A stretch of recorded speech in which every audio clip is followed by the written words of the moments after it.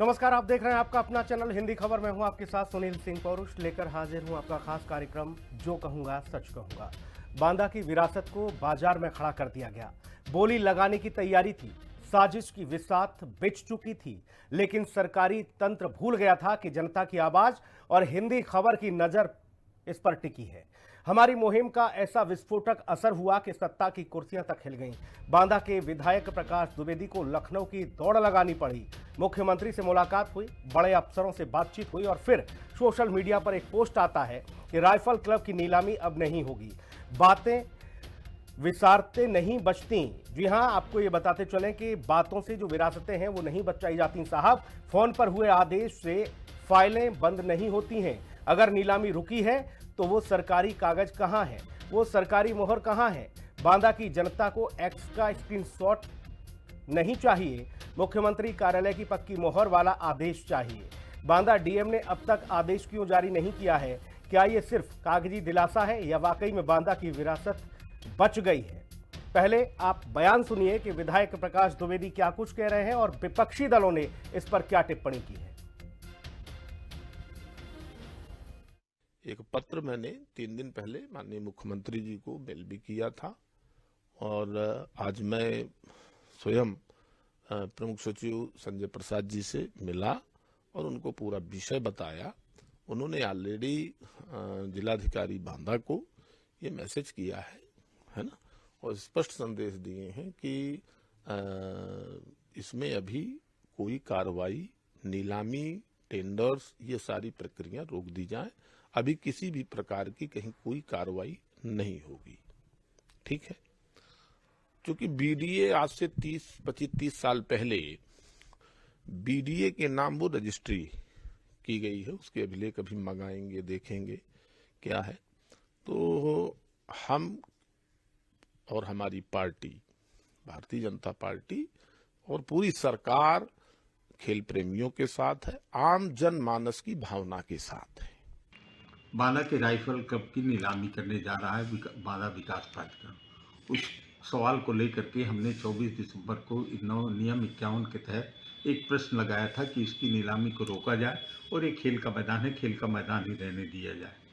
तो उसके लिए विधानसभा अध्यक्ष ने हमारे प्रश्न को स्वीकार करते हुए विधानसभा अध्यक्ष ने मुख्यमंत्री को चिट्ठी लिखी है कि इसमें आप अपना वक्तव्य दें। तो वक्तव्य की अवधि होती है 30 दिन।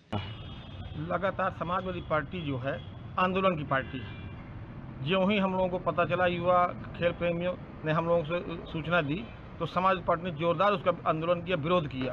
और ये भी कहा गया कि जब तक ये डील भारतीय जनता पार्टी की निरस्त नहीं करा देंगे तब तक चैन से नहीं बैठेंगे। एट लास्ट योगी जी को इसमें हस्तक्षेप करना पड़ा और अपनी डील जो भारतीय जनता पार्टी के द्वारा हो रही थी उसको निरस्त करना पड़ा। और अगर निरस्त नहीं किया तो फिर आगे क्या करेंगे आप लोग? निरस्त करना पड़ेगा, नहीं तो जोरदार सड़क से लेकर सदन तक आंदोलन करेंगे, ईंट से ईंट प्रशासन की बजा देंगे, धरना देंगे, आमरण अनशन करेंगे। और जहां तक मुझे जानकारी है कि डील निरस्त कर दी है, माननीय योगी जी ने हस्तक्षेप करके डील को निरस्त करा दी है। अब हमारे बांदा के शहर के सभी युवा खेल प्रेमी उसमें खेल सकेंगे। मेहमानों से आपको रूबरू कराएंगे, लेकिन पहले बांदा लिए चलते हैं। ग्राउंड जीरो पर हमारे सहयोगी मौजूद हैं इस वक्त, शुभांशु, और क्या कुछ अपडेट है इस पूरे मामले में? क्या कुछ आपने बातचीत की इस दरमियान और डीएम का क्या कुछ जवाब आया? देखिए, सबसे पहले तो जैसे मुझे असाइनमेंट महोदय से फ़ोन आया कि आप जिलाधिकारी महोदय से वर्जन ले लीजिए कि इसमें कितनी कार्रवाई हुई, बांदा विकास प्राधिकरण के आला अधिकारियों को सूचना हुई कि नहीं हुई। तो जिलाधिकारी जे रिभा जी के ऑफिस को जब मैंने फ़ोन किया तो वहाँ के उनके जो सहायक थे उन्होंने फ़ोन उठाया और उन्होंने कहा कि आप यहाँ पर आ जाइए, कलेक्ट्रेट सभागार में मीटिंग चल रही है। मैं जब वहाँ पर पहुँचा, मैंने उनसे पूछने का प्रयास किया तो उन्होंने कहा कि 10 मिनट बैठिए, मीटिंग खत्म हो रही है, आपसे मुलाकात करते हैं। मैडम जब कमरे से बाहर निकली तो मैंने मैडम से कहा कि मैम, आपके पास प्रमुख गृह सचिव का फ़ोन आया है और राइफल क्लब मैदान बचाने को लेकर आपके पास फ़ोन आया होगा, उसमें अधिकारियों का हमें वर्जन चाहिए पड़ता है, हमें अपने ऊपर भेजना है। जिसको लेकर मैडम ने साफ तौर पर जवाब किया कि ना तो मेरे पास किसी प्रकार का फ़ोन आया और ना ही मैं इस पर वर्जन दूंगी, तीखे स्वर पे और इतना बोलकर चली गई।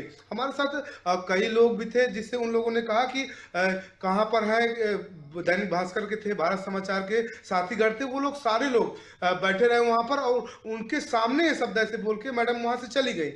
जब हमने उनसे फिर पुनः प्रयास करिए लौट के आए तो उन्होंने फिर तीखे स्वर पे कहा कि हम किसी प्रकार का बयान नहीं दे सकते।